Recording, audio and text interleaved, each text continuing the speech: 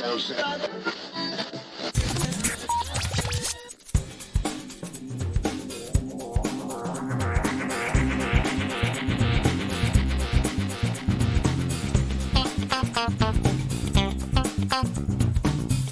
welcome to episode 397 of Geektown Radio. I'm your host, Dave, and with me this week is...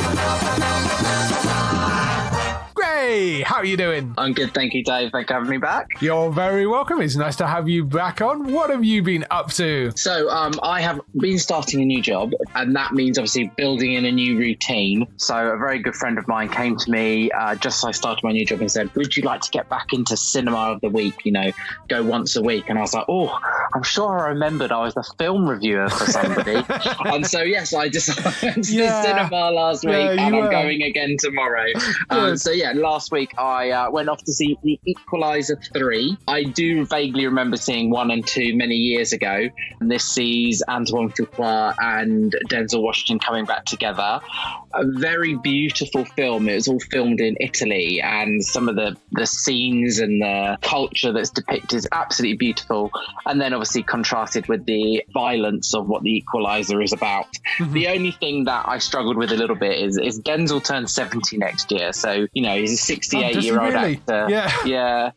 Performing in, action man territory. And there were just some bits where not that you could tell it was a stuntman, but you just knew that he wouldn't have been doing it. And it was very gory. There was some, if anyone's ever seen it, it runs very similar to the previous Equalizers and very similar to the TV series with Queen Latifah. Just like he tries to equalize things between two different parties. So when someone's been done wrong, he tries to sort it out and get rid of the wrongdoers and make things a little happier.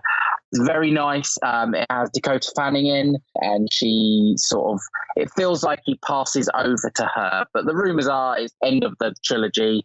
If you like an action thriller, you don't want anything too deep, but you want to see the beautiful Italian seas and countryside and villas, go and watch it. Absolutely stunning, but very violent. And under 2 hours as well, which what I liked. It meant we were out at a reasonable time and we get home, and I think I've been ingrained to having long 3-hour movies that to leave under 2 hours was quite refreshing. And tomorrow I'm off to see Haunting in Venice, when early reviews are not the greatest compared to the first 2 Poirot movies, but it's a bit of a horror theme. So I'm going to see how I deal with things like that, because I'm not great on horror, but I will give it a go. Me neither. As for TV, I'm lapsing my Apple membership for a bit, just because getting into the very busy autumn term means having all the subscriptions are just getting a bit crazy. So I finished Hijack with Idris Elba, Crowded Room with Tom Holland, and The After Party, all within the space of a short week. And my Apple membership's going to stop. Probably take it up again Christmas or New Year when things have sort of cleared the decks a little bit. But I just need to take a rest from having all the streaming services, not being able to watch everything with going back to school. But those 3 were fantastic. I mean, while I was watching Hijack, I know I was talking about it when I was last on about 4 weeks ago. I was getting so anxious, like my body and my heart rate while I was watching it. Like every time I got to the end of an episode, I was like, oh my God, I have to watch the next one. It was a really intense series and really well done. And that last, the episode to 6 to 7 and the last episode, phenomenal. That is how a drama should be done. And I know they're saying it's Idris Elba's vehicle, but it had an amazing ensemble cast. Let's be honest. That ensemble cast were just incredible, right down to a lot of the passengers who, would technically be classed as extras, really. But, it was really, really good. And, you've cast someone like Rashenda Sandel, and you just put her in the back of a plane as a passenger. It's just that's the power of this. And even Archie Punjabi, a massive actress across the pond and here, and she, her role is not significant, is it? It's not at all. She's a connection, and she's and so I just found it absolutely fascinating how they sort of cast it brilliantly. And there were some surprising people in very small roles in that, and you got Eve Miles in there as well from Torchwood. She played the air traffic controller. Neil Maskell is in there, plays one of the other characters. Max Beasley pops up. It's a really, really, really good cast, and it's the people behind that show, which is George Kay and Jim Field Smith, who are the people that did Criminal, the Netflix series. And they're involved in, or one of them was involved in Litvinenko. I can't remember whether it was George or Jim that did that, but they work as a duo so well together. George is the writer and Jim is the director.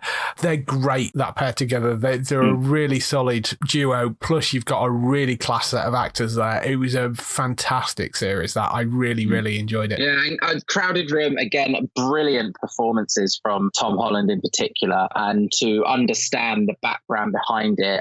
I had heard or read somewhere prior to watching it is do not go and read on Wikipedia. Do not go and work out what the book's about, and you'll enjoy it more. And I didn't. I really stuck strong to that. I didn't go onto Wikipedia or try and research what the book was about. And the sort of the reveal and the discovery you make about episode 5 in the series was just so well done. And Jason Isaacs in a major role, and it was just brilliantly done. And Tom Holland, he says he's having a holiday after filming that. I can understand why. It is a lot. And a fantastic after party season 2. And I love it for how they play with genre. And one of my favorite episodes this one was Elizabeth Perkins episode, was in the style of like a Hitchcock noir, and it was very much borrowed from Vertigo.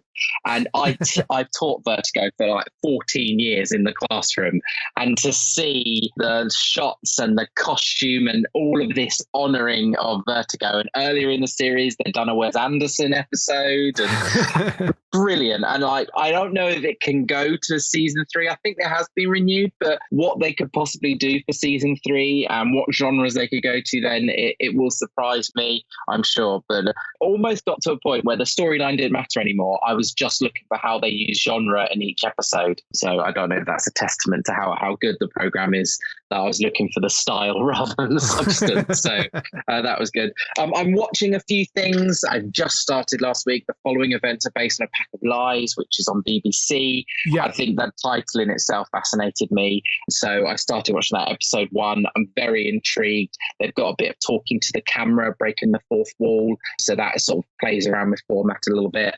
Ghost US, about 5 episodes in. Yeah. Started episode 1 of Starstruck.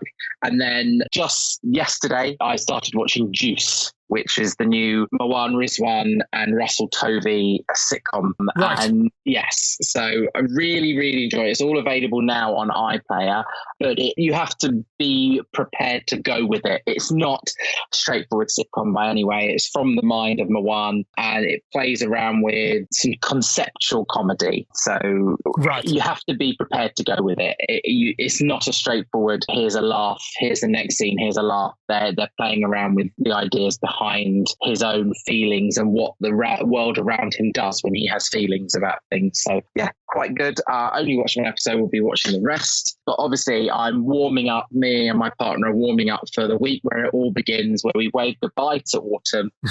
Taskmaster, Bake Off, Drag Race. Not us, but I know a lot of our friends will watch Strictly. Then the lead into I'm a Celebrity. Those guilty pleasures of reality TV are going to be bathing over our house and our flat for quite a while now. Yes. So that's the week to come. Yes, pretty much all of them have either started or start this week. They're all back. On the subject of those big Saturday night shows, I did get an email earlier today that pointed out Antideck Saturday Night Takeaway, which is got one season coming next year, and then it's going to go on a bit of a break. They have done that in previous seasons where it's gone 4 or 5 years break in between. Next season will be the sort of last season of Anton Deck Saturday Night Takeaway for a while, but they're looking for a new Little Anton Deck for that show. They're looking for 2 Geordie lads between the age of 7 and 5 to play Little Anton Deck. If you happen to know somebody that is a Geordie and between the age of 5 and 7, itv.com/be on TV. You can go to there and there are details of how to apply. But yes, they're doing that for this sort of send-off season, for this run of it. So yeah, that will be on TV next year. October 1st, the applications end for that. So yeah, you need to go on and check it out. But it's itv.com/be on TV if you want to go and put somebody forward for that. That's pretty much me. What did fascinate me as I was getting ready for all these shows that, to my mind, are very important to watch as close to live as possible with, Drag Race, Taskmaster, Bake Off, was a bit of a news report that I saw drop about a new streaming platform. Well, they say streaming platform, but I think it's a reworking of what Freeview is, called Freely. So what have you heard about this so far, Dave? Yeah, if you've seen sort of things around about this and a little bit confused, it is from the people that make Freeview, Everyone TV, who are the people that manage Freeview. As far as I can tell, essentially what it is it's Freeview, but with live channels all in one place. So you'd get all the on-demand content that you get from Freeview, but you'll also be able to stream live channels as well. That's the pitch for it, I think. And it will be built in to future TVs, and it's all done over the internet. So, not through an aerial or anything else. I mean, it's been pushed as this sort of big thing, and it is the first time I think they've done live free TV over the internet rather than coming on from satellite or through an aerial. But it's not entirely revolutionary because you can get sort of BBC live on iPlayer. It's just that this is going to be BBC, ITV, Channel 4 and Channel 5. So, if you're in an area where you might struggle to get one of those through your aerial, possibly, I don't know whether that's still an issue for some people these days, or if you have problems getting satellite, this might be quite a nice extra option for you. Don't know whether it's going to all run through an app, but they're saying that it will be built into the next generation of smart TVs.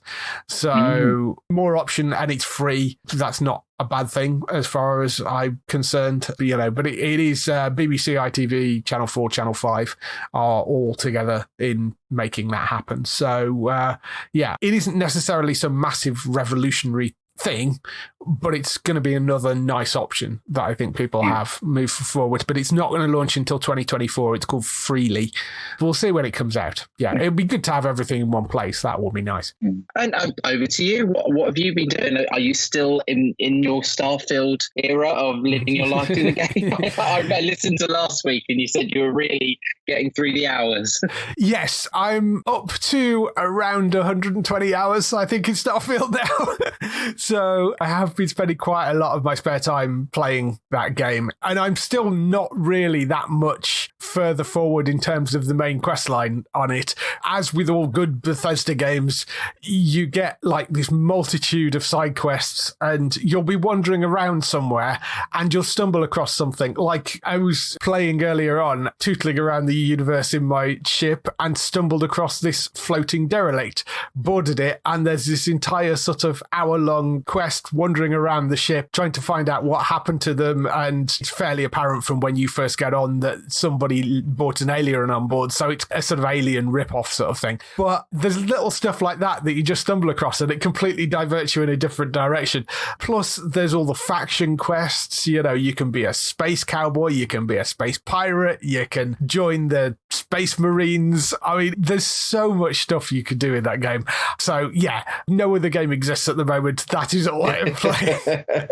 I'm having so much fun with it. It is not perfect. There is one bug which I've come across today, actually, which has blocked me from being able to complete one quest. It's one of the side quests, and it's ironically behind a locked door, which shouldn't be locked. But generally, it's been pretty good and well put together in terms of lack of bugs and stuff.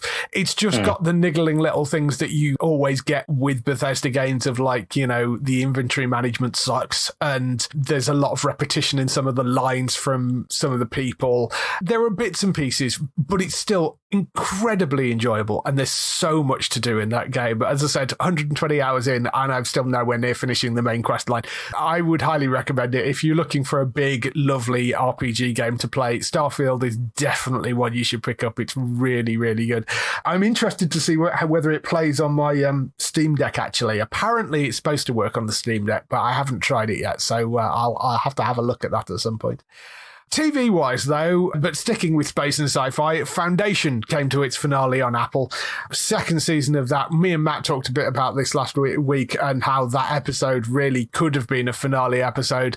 The way they ended it, without going into spoilers or trying to really explain anything, I mean, if you like sci-fi shows, just go and watch Foundation. It is incredibly well written, and production values are off the charts. It's a brilliant put together show. I mean, even if you're not necessarily into sci-fi and just like really intelligent drama, I would say go and watch it. It is really good.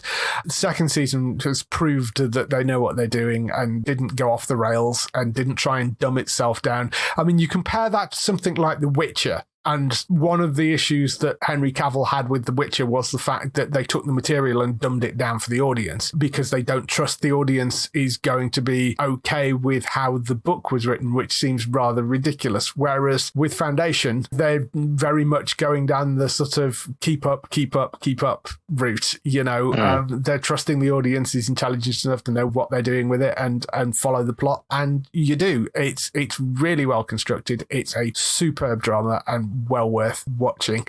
Lower Decks, I've not seen the whole of the season because I had some preview episodes, but they haven't given me the last couple of them. But really enjoying that. I'm not sure where the broadcast is at the moment, so I won't spoil anything by giving anything away. But if you've not watched Lower Decks, it's very funny. And I like what they're doing with this season in that they're actually treating it more like a live action show in the plotting of it. Like there is an underlying thread that runs from episode to episode. They're advancing the characters in terms of they've been given promotions and stuff. So there is a sort of fun mission of the week thing going on, and there is something going on with the characters each week, but there is also an overarching plot that is running through the whole series. That I like the way they're treating that, and it is weirdly one of my favorite Star Trek series that they've done. I really like it, so that's worth catching up on Paramount Plus. On Apple, The Morning Show returned for its third season, which now comes with added John Hamm, which is never a bad thing, I don't think. Who plays a sort of Elon Musk-esque billionaire, sleazy sort of media mogul type person, and he sort of hover around potentially buying the parent company that run the morning show. It's whether or not that deal goes through or not, and I'm really rather enjoying that. First two episodes have been great for that. I think there's another one out this week, so looking forward to that. Welcome to Wrexham, back for his second season. Wonderful again. I know how Wrexham did this season, so I sort of know what the outcome of the whole season is, but it is quite interesting to see them go through it again still, and because the whole thing about their show is trying to get them out and up into the actual proper leagues rather than in the sort of below league stuff. A lot of love for that show, and I love the way that they're highlighting the community as well as the football club in that. It's been really good. Couple of new things though. Gen V, which is The Boys spin-off. I've seen the first couple of episodes of that. It's out on the 29th of September, so it's not out for a little bit yet. I can't do a full review of it because they're still under embargo. I can tell you a little bit of what it's about if you've not been following that, but it is a spin-off from The Boys. It's set in a university where they train superheroes, but the university is owned by Voight, of course, the people that run the superhero team, the Seven. It follows what happens to a group of young supes that discover there's something bigger and sinister going on at the school, and that sort of puts them to the test of whether they're going to be the heroes or villains of their stories. So it takes the idea that, in The Boys, pretty much all the heroes, in quotes, are not heroes. All the supes are the bad guys. In this, it takes the idea that they're not really all start out that way. It's sort of power corrupts, and the structure that's set up is the thing that corrupts them. So they're an interesting mix of people of good and bad. Really liked the first couple of episodes of it, and it is, if you like The Boys, it's very much, I mean, I don't know what their buckets of blood quota was for that show, but I suspect it was quite high. It's certainly up there with The Boys on that side of things. So if you like The Boys, this is definitely going to be one you want to watch. It's really enjoyable. It's a very interesting idea. It's not actually directly, I don't think, based off any of the comic book stuff. It's a separate entity spin-off thing, but still has very much the same vibe of the TV show. So that's going to be one to look out for. But yeah, 29th of September for that. The other thing, which is actually something which isn't out at all in the UK, but it was so brilliant. I really wanted to talk about it. I got some preview episodes of a show which is starring Kayley Cuoco, the thing she did after she finished doing The Flight Attendant. It's called Based on a True Story. Actually airs on Peacock in the US. Nothing official about where it's going to land over here yet, although I suspect it may land next year at some point, because it is going to get picked up, because there's no way it's not. I mean, it's Kayley Cuoco in a lead role in what is effectively a comedy thriller. It's a very dark comedy thriller. If you've not heard about this show, the basic setup of it is you've got this couple played by Kayley and Chris Messina, this husband and wife. He's a tennis coach. She's a real estate agent. Neither of them are really getting anywhere in their jobs, and their toilet goes wrong. Their plumber comes round to fix it, and the three of them end up creating this podcast together because it turns out that Kayley's character is obsessed with true crime. So it's about them sort of creating this based on a true story podcast. Alongside that, there is a serial killer on the loose in Los Angeles. And I don't want to say really much more than that, but those are the sort of component parts of it. You've got this couple down on their luck trying to make money out of this podcast with this guy that they've just befriended, and there's a serial killer on the loose in LA, and that all kind of clashes together. It is brilliantly written. It's incredibly funny. It's so dark and twisted. Really can't recommend it highly enough. It's from Craig Rosen, who actually worked on The Boys as well, so there is a connection there. He worked on Preacher as well. Keep an eye out for it. It's called Based on a True Story, but it's worth looking out for. It will pop up somewhere, I'm fairly sure, at some point. I will be interviewing somebody involved in the show later on, so yeah, keep an eye out for that. That's pretty much everything I've been up to this week. Let's move on to some TV and film news.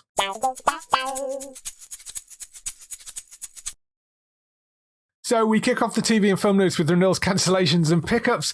First cancellation is The Wonder Years. That has been cancelled after 2 seasons by ABC. Not strike related at all, which some of these cancellations have been recently. It was the lowest rated thing on the network. It was on ABC. It was at least watched show this summer when they aired it. So kind of no great surprise. That did air on Disney Plus over here. I don't know whether you caught any of that. No, it wasn't something that really appealed to me. So no, yeah, it didn't leap at me either. I remember the original show, and I remember that was kind of quite sweet, but just didn't leap out at me at all. So that's gone. Winning Time: Rise of the Lakers Dynasty cancelled after 2 seasons on HBO. That's been a bit more controversial because that was actually a drama, and it was actually pretty well done. I mean, it's a HBO series, and they usually are. A lot of people quite upset about that being cancelled. So yeah, that's not coming back. In the UK, we've got cancellation, which is BBC Three's reality series Eating with My Ex, which apparently has been canned after 5 seasons. Did you see any of that one? No. Do you know what? I think I lie a little bit. I think I knew someone that was on it and they told me to watch their episode. Am I imagining that, or is it something else? I can't remember. Is it one where they come in and their ex is already there, so it's all known, it's not like a surprise? Yeah. Anyway, it's terrible, so I didn't watch anymore. Yes. No, I don't do reality TV at the best of times, and that really, no, that's just not my sort of thing.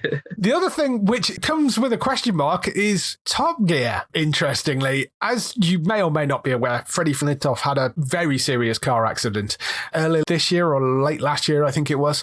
It was suspended and put on hiatus whilst they decided what they were going to do about that. It seems that the crew of Top Gear have now been let go. So if it does come back, it's not going to come back anytime soon, and potentially, well, definitely not with Freddie Flintoff, and probably with an entirely different lineup if it does come back. They did nearly kill the guy. So, you know, I think, and it's almost, second or third time they've nearly killed one of the presenters.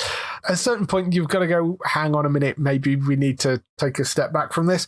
It's kind of understandable. They've not officially cancelled it, but at the moment, I don't think it's likely to return at least anytime soon. And if it does, it's going to have different people involved with it. Somebody actually made the wonderful suggestion, and when they posted this on Reddit, said what you should do is actually get the Red Dwarf guys to do it, because Chris Barry and Robert Llewellyn, both massive car fanatics and both really, really into, like, Chris is really into his classic cars. Robert Llewellyn loves the sort of quirkier stuff, really interested in EVs and that sort of side of things as well. And then I think you could rope Craig Charles in as well. The three of them together would be absolutely brilliant on that. So I would love to see that, you know, a sort of Red Dwarf themed Top Gear thing. There's actually quite a good group of people you could put together out of that. Anyway, we don't know what they'll do. It's one of those brands that they may rest for a few years and then decide to bring back. I mean, they've done that before, obviously, when the previous trio left. Wasn't it done back in the old days? Wasn't it? There was a big gap as well. Old days. Yeah. Sorry. No, I know what you mean. No, I mean, the show's been around since the 80s. And I mean, that's where Clarkson first started, I think, was on the original version of Top Gear, which was a very, very different formatted show. It was more a magazine format of sort of pre-recorded stuff. It had no studio stuff in it at all. There is a possibility that they could come back with something else. There is possibility that they will bring this back in some other form. Don't know at the moment, but it does look very much like Top Gear has done in its current incarnation. So we'll see what happens moving forward. But yeah, it's such a huge brand. I can't see the BBC completely writing it off, but I don't know. We'll see. On the renewal side of things, congratulations to Netflix for actually making something which is based on manga or anime that hasn't upset the fans so much that they've had to cancel it after one season. One Piece is returning for a second season. That's good news. I'm glad they've finally managed to pull that out. Over in America, Lego Masters has been renewed for a fifth season at Fox. I think that also airs over here somewhere, but that is coming back. And Blankety Blank has been renewed for a new season as well on the BBC, so that will be coming back, they've announced as well. There are a couple of other bits of news as well. Clarkson's Farm, speaking of Jeremy Clarkson, looks like it may get a season 4 renewal. It's not entirely in the bag yet, but we know there is a third season coming. It looks like things have settled down between Clarkson and Amazon, because after the article that he wrote, which got him understandably in an awful lot of trouble, they decided rather than can the third season, which they were in the middle of filming, they were going to continue it. There were then some comments from the Amazon execs saying basically the show, despite being called Clarkson's Farm, is potentially bigger than Clarkson. That, I think, upset Clarkson slightly, but it seems like they've leveled things out a bit now, and it may come back for a fourth season. They're not entirely sure yet, but there is certainly a possibility of that happening still. There was some Doctor Who news. The wonderful Miriam Margolyes is going to voice a character called Beep the Meep in Doctor Who in the 60th anniversary run. Beep the Meep, for those of you that don't know, is from an iconic comic book, actually, from Tom Baker era comic book called Doctor Who and the Star Beast. They're actually bringing it to screen, and it's a very Russell T Davies thing to do, because there's been a lot of talk of this character and it's quite beloved. So I think to get Miriam Margolyes in to voice it is fantastic. She actually was quoted saying, "I'm relieved I got to work on Doctor Who before I die. With sci-fi, you never know. Thank you for making an old woman very happy." So I'm so I love Miriam Margolyes. So I'm really, really happy that they've actually done that. And I mean, okay, it's only a voice role, but even so, I will take it. That I'm very much looking forward to. Shaping up to be a really interesting series, this. They've announced my God, the names that they keep releasing is phenomenal. Yeah, because you've got Neil Patrick Harris popping up in there. You've got some of the old companions coming back. You've got new companions coming in. You've got Shooty taking over. I mean, the list is ridiculous for that. They really are throwing everything in the kitchen sink at this new season. So, and kicking it off with David Tennant. So, you know, yeah. Well, did you see my claim to fame at the end of August in Manchester, Dave, that I put on my socials? I missed that. No, what was it? I met Mr. Russell T Davies himself. Did you really? Yes. We saw him. We were in Manchester Pride waiting for the final night, which is a vigil and sort of like sort of a lovely, beautiful concert they put on. And we looked over and just sat on a bollard on his own, taking pictures, just soaking in the atmosphere. He was there. So me and my partner wandered over, had a small chat. My partner talked about It's a Sin. I talked about like Queer as Folk and then Doctor Who. And we got a selfie with him, and he was just the loveliest man. He was there just as a member of the public. He wasn't in any status. And he was like, how was your Pride? I'm so glad you had a great time. And he was just a wonderful man to meet in real life. Absolute legend in my eyes. That's fantastic. I am so glad he's that nice in person, because you never know with some of these people. I'm really happy that he is one of those people that is what he appears to be. That's awesome. I missed that post, but I'm quite jealous you got to meet him. That's brilliant. Because he seems like such a sweetheart, and I'm so looking forward. I was over the moon when they said he was coming back, and I know it had mixed reactions from some people because some people didn't like his run, but I think he did a wonderful job the first time around. He just gets it. I'm really looking forward to seeing what he does with Doctor Who when it comes back. Talking of classic TV, Sesame Street, American classic TV, 8 seasons of it. That's 280 episodes. Seasons 48 to 53 of the iconic children's series are going to be debuting exclusively on Amazon Kids Plus in the UK. They're also going to be adding seasons 54 and 55 in 2024 and 2025. Amazon Kids Plus is, I think, an additional service. It's $3.99 a month on top of Prime. I think it's one of those like add-on channel things. But, you know, if you've got small children, it might be something worth investing in. And Sesame Street's a great little educational show, and it is iconic. So, the episodes are up there if you want to go and check them out. But 280 episodes of them anyway for that. I see I've got some free time coming up. Yes, we've got a few things moving around due to the strike. One of the things that has got shifted around is the Mr. and Mrs. Smith series, which is from Donald Glover and also stars Maya Erskine as well. This was the series which Phoebe Waller-Bridge was originally involved in, and then they kind of had creative differences perfectly amicably, but she decided she was going to step away and let Donald do it on his own. That was originally scheduled for coming in November, but with all the strike stuff going on and no guarantee that the actors are going to be able to promote anything, and they would probably want them promoting it by next month because of all that, they've decided to punt it into early 2024. Don't know exactly when yet, but they're hoping that they'll have some actors to be able to promote it by early 2024. And I think we're all hoping that things will be resolved by then, but yes. Oh God, please. So yeah. Also, which sort of ends up being slightly strike related, ITV have become the UK home of the Oscars, taking over from Sky. That is assuming the Oscars happen, of course. They are currently scheduled for Sunday, the 10th of March, 2024. It's an odd year, through no fault of ITV's, to be the year that they're taking over the Oscars, given everything that's going on. Hopefully by March, God, I really hope this strike isn't still going on by March, but hopefully the Oscars will happen and they will be able to just sort of air them normally and it'll all be fine. But it's going to be on ITV. They will be putting them out live as they did on Sky, but at least everybody will be able to watch them now, which is kind of awesome. Did you stay up and watch the Oscars these days, or are you... I always used to encourage my students to, but never did it myself. I was like, it's really important for you to do this. Do you watch it, sir? No. Yeah, I stay up as long as I can, and then I will get up and watch the rest of it in the morning, you know, so I always usually record it. But it's interesting to see who they give the presenting duties to in the UK, or if they do that, because what they used to do on Sky is, because they used to run it on Movies Channel without ads, in the ad break, they used to cut away to a group of people talking about it in the studio to fill the ad gaps. But I guess if it's now going on RTV, they may just dupe the ad breaks with the US, so you might not get any of that. Probably be Alison Hammond, let's be honest. Yes, because they have no other presenters. It's like, it's weird, you go through phases of this. It's like there was a phase where nothing could be presented by anybody but Dara O'Brien, and there's Ramesh Ranganathan has kind of gone through that phase as well. There's a certain point where there's just everywhere, and then it kind of ends up shifting to somebody else. So we'll see. ITV will now be the home of the Oscars, and that is a multi-year deal as well, so it's not just this year. They will be doing other years moving forward as well.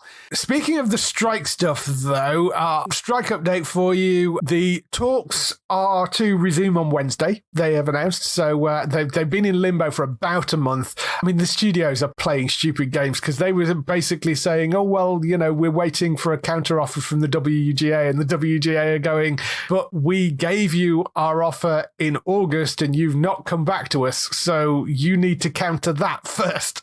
It's ridiculous, but they are apparently getting back around the table on Wednesday, so we'll see what happens then. Hopefully there is some movement. The final deadline, I mean, they did originally say Labor Day, which was earlier on this month. They've now basically said we have to have something signed by the end of September. Otherwise, it's going to be absolutely impossible to get anything out of this broadcast season in terms of scripted content, and particularly that applies to network shows. So anything from The Rookie to NCIS to Chicago Fire, Med, PD, all those big network things. They're not going to get full seasons, but you might get half seasons out if they can get this deal signed by the end of this month. They've still got to then work out the deal with the actors, of course, but that's less of an issue because they need to get the writing sorted first. If they don't do that, it's likely that none of those shows will appear until next September. They'll just write off the entire season. And so, yeah. What has been interesting is there's been a couple of people that have got themselves into trouble over the last week, and there's been a lot of back and forth over this. They've actually all backed down now. But Drew Barrymore and Bill Maher, who is the guy behind Real Time political chat show series, both got in trouble because they both opted to restart their shows without writers. Now, to be fair, they are both talk shows, and technically, I think, fall under a slightly different contract, although obviously Drew Barrymore is a member of SAG, and Bill Maher is actually a member of the WGA himself. So it's not a great look for either of them to do this. Their argument being that, look, they are talk shows. Yes, we did employ WGA writers, but they are talk shows. So what Bill had said was, I will remove the monologue or the skits. We'll do it without the written content and just do the talk bits. But that faced quite a lot of backlash because they're saying, yes, but you are still then giving the network content and putting a show out without the writers that would normally be writing and be paid on that show. Drew, similar kind of things with the fact that, she has WGA writers on that show and she was bringing it back without those writers. Their argument being that they want to put everybody else back to work because, of course, you're talking about makeup people and camera people and all that sort of stuff. So they're saying that, yes, but these strikes are putting everybody out of work and maybe we can put those people back in work. On the flip side of that, you can argue that both of those people are multimillionaires and could pretty much afford to pay their staff their salaries and not have them come in. So, I mean, both of them have now backed down. Drew reversed her decision on Sunday. Bill, we're recording this on Monday, Bill reversed his decision today as well and have said that they both decided that, having listened to people, it's probably not a good idea. The reason that Bill's reversed his decision is because he was saying that when I actually made the decision to return, nothing was happening. It had all stalled and there was no end in sight to the strike. So I was just throwing my arms up and basically going, how long are we supposed to sit on the sidelines for this? I wanted to get people back in work. Now that there is a meeting on the table this Wednesday, he says he will delay the return because there is a meeting and see what comes out of that and all that sort of stuff. So, I mean, the solidarity thing is an issue. There is apparently some fracturing on the opposite side as well, on the Hollywood studio side, with the arguments between the networks and between the streaming services, because the networks are starting to get very antsy because they are the people that are going to really, really lose out over the streamers. They've got schedules to fill. Streaming service doesn't have that issue. If they actually stopped dropping content, there's still plenty of content on that service.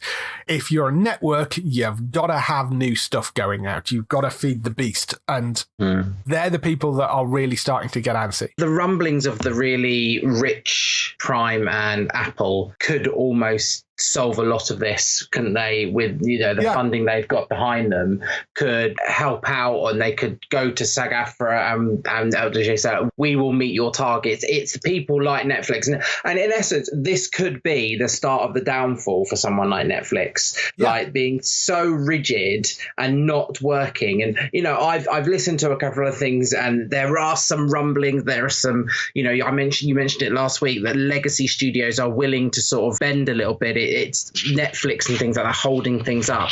It seems so sad that the audiences are suffering and they are going to lose audiences. And in essence, if there's no new content being dropped onto Netflix, people will just stop subscribing and they will lose viewers, and it'll all be their own fault. People will not stop watching the channels that you don't pay for. So ABC and CBS and NBC, they would still get viewers even on repeats, and they're not worried about that. So it's just sad. I think those big companies could really sort of help. If I was Amazon, if I was Apple, and you're one of those companies that has a ridiculous amount of money, I would be going straight to the WGA and saying, okay, we'll meet all your demands, and we're fine with that. Break away from the others, get your shows moving. There are a number of exceptions out there for SAG, and I'm not sure about the WGA, but certainly for SAG, there are a number of films and TV shows which are actually shooting, because they're mainly independent productions, but they've done exactly that. They've gone directly to the WGA, and the WGA are saying, okay, fine, if you're meeting all those demands, fine,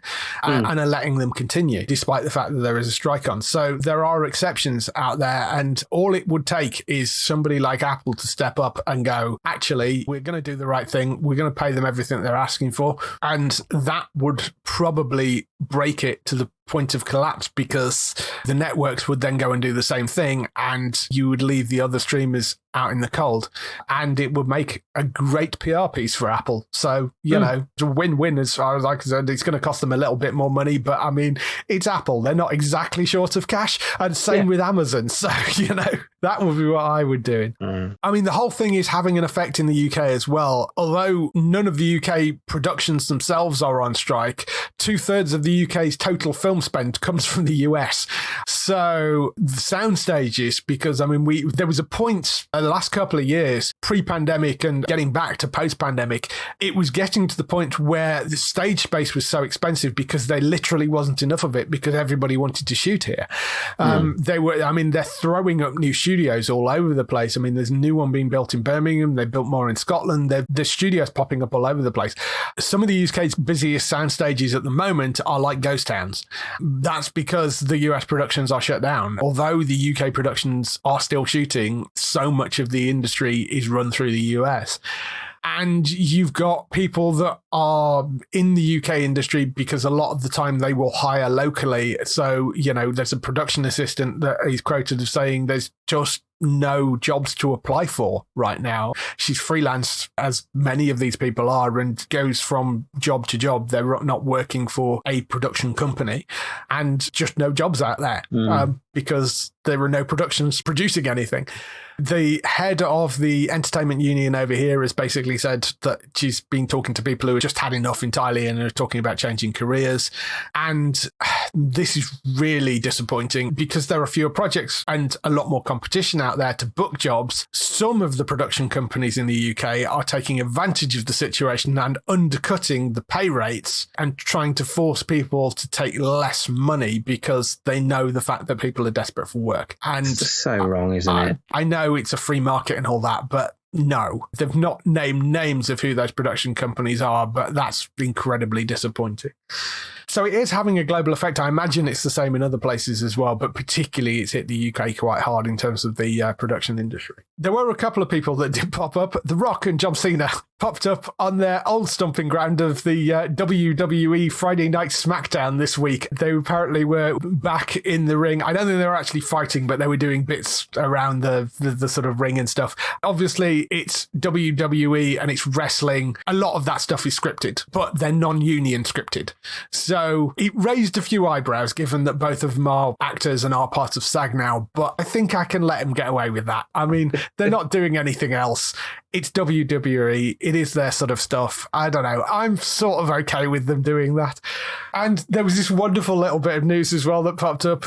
There's picketing going on, obviously, all over the place. The writers have planned a picket for Fox Studio this Thursday in Hollywood. And they're having fun with it because they've decided that they're doing a themed picket, which is going to be based around the TV series Murder, She Wrote.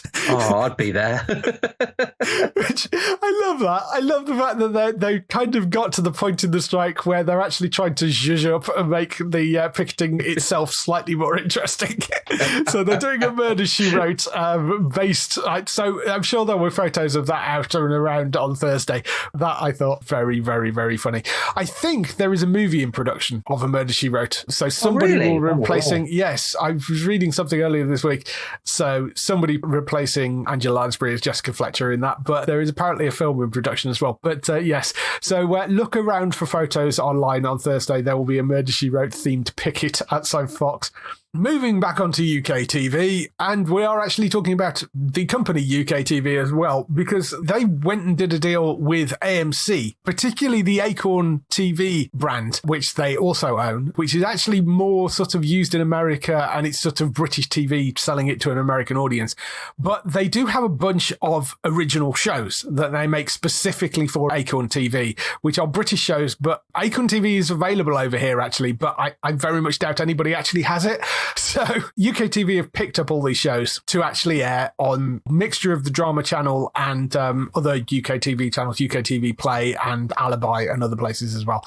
There's some interesting series they've gone for. Mrs. Sindhu Investigates, which is coming Wednesday the 4th of October to UK TV Drama and will also be on UK TV Play. That stars Meera Syal from the Kumars. It's actually written and created by Suk Panu, who was involved in the Kumars as well. She plays Mrs. Sindhu, a recently widowed high-end caterer with a taste for crime, solving murders and other investigations amongst the affluent residents of Berkshire. It's also got Craig Parkinson, who you'll know from things like Line of Duty, in there as well, who plays the sort of rather world-weary, long-suffering police officer that is forced to sort of deal with her as well as she goes around these investigations. It's apparently based on a Radio 4 series, which I was very unaware of. I don't know whether you'd come across that at all. No, I've not heard of that one at all, no. It's only a 4-episode season, that, but that is going to be landing on UK TV Drama. That's on the 4th of October. Also coming to UK TV Drama in the autumn is a show called Sonora Volp, which stars Amelia Fox from Silent Witness. She plays Sylvia Fox, a disillusioned British spy-turned-detective who starts a new life in the beautiful heart of Italy, but soon finds out trouble follows her wherever she goes. Season 1 sees Sylvia in Italy for her niece's wedding when the groom goes missing. Sylvia solves the mystery and, longing to reconnect with her sister, who's played by Tara Fitzgerald, decides to start anew in Umbria. So basically moves there. It's also got Jamie Bamber in there, who plays her ex-husband. Decent setup of cast. Decent cast, yeah. Yeah. That's landing. It's called Signora Volp, and that's coming to drama in the autumn. We haven't got an exact date for that yet. There is one called Whitstable Pearl. That's coming in early 2024. That stars Kerry Godliman from Afterlife. She is the lead in this detective drama where single mum Pearl pursues her lifelong dream of starting a private detective agency, which she runs from her family restaurant in the coastal town of Whitstable. Entirely random. Drawn by her caring nature, locals soon flock to her with all kinds of cases. But when a friend dies suspiciously, Pearl finds herself in conflict with the gruff new cop in town, played by Howard Charles from Top Boy. That's that one. Darby and Joan is an Australian murder mystery. That's also coming to drama in early 2024. Stars Brian Brown, who you may remember from the Tom Cruise movie Cocktail, and Greta Sacchi from The Player.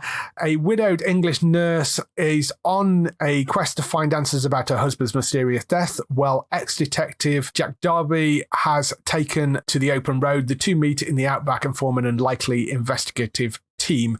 That's Darby and Joan. So that's coming in early 2024. So those are all the UK TV drama shows. Any of those? Well, apart from having good cast, it's just really hard to find them on the channels, especially some of the things that we've got. I'm not a huge fan of the UK TV player, so I would like them, but I just don't like the way that I could watch them, sort of thing. So. Yes, that has been an issue for UK TV Play. It's not particularly great from everything I've heard about that. I don't really use it myself. But yeah, and I got Sky, so I mean, I can record them off that. But that is a problem because they're not on. UK TV stuff isn't on now, is it? I don't think. Well, you can get Alibi now. I think you can get Alibi, but that's through the Sky player. But it's just, I used to watch some of the quiz shows that they used to put on, but it was so clunky. It would never remember you were watching them. I think I watched like Alan Davies as Untitled, but it would just never remember you watched the last episode. So you had to then go, did I watch that one? And it used to be really clunky. So yes, it is an issue, but they will all be available on UK TV drama. So if you've got Sky, it'd be much easier to go and find them. There's only the air date for Mrs. Sindhu at the moment. The rest of them are coming either in the autumn or early next year.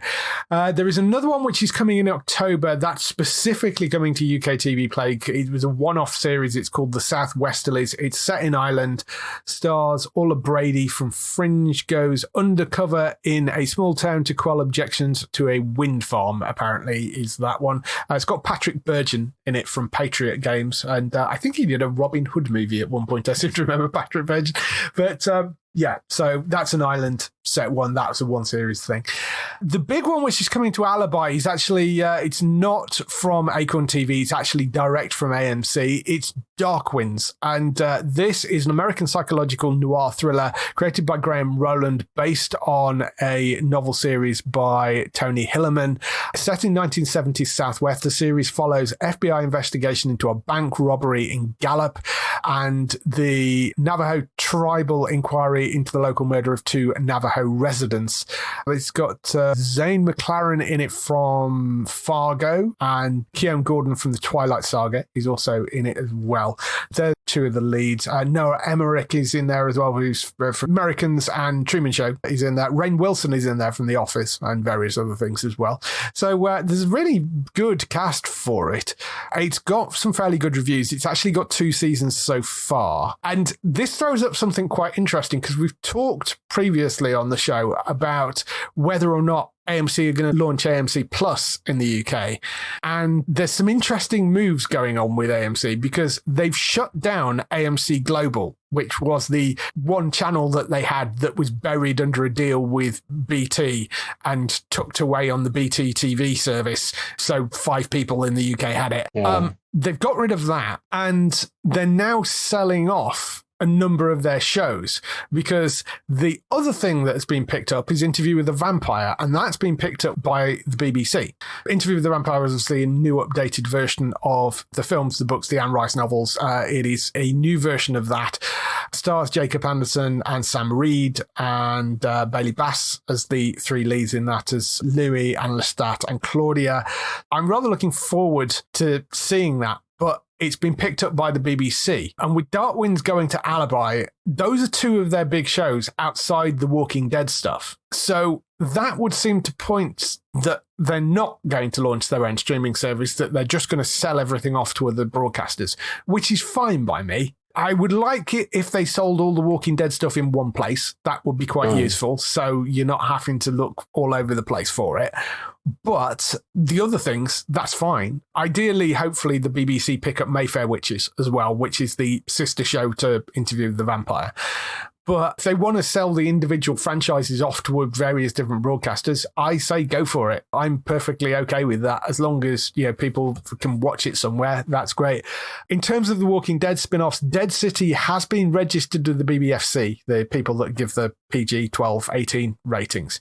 That rather implies that it's going to land somewhere soon, either for sale or it's going to get picked up by a broadcaster. because it needs rating before it does that.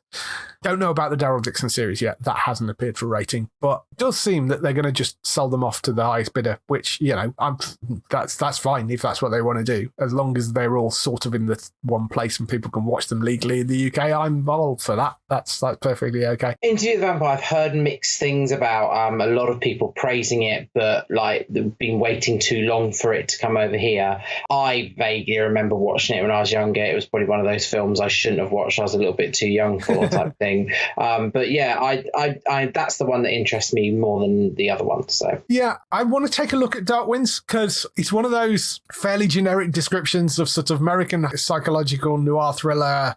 It's got decent reviews, so I like the cast involved with it. So I don't know. I want to see how that sits with me. Interview with the Vampire, I am interested in. I have read the book, liked the film adaptation. This has been done under the guidance of Anne Rice and her son, something that they were working on originally. I think has potential, certainly, to be quite good. I know they made alterations from the book, which is fine. I think if it's the people that, wrote the book or the people that are doing it, I have less issue with that, So, yes, so we'll have to see. We haven't got a date for that yet. We just know that they've bought it. So we'll have to wait to see with that. Dark Winds is coming to Alibi in October, but there's no exact date for that yet either. So that's all the news we've got for this week. Just some highlights for next week on TV coming up.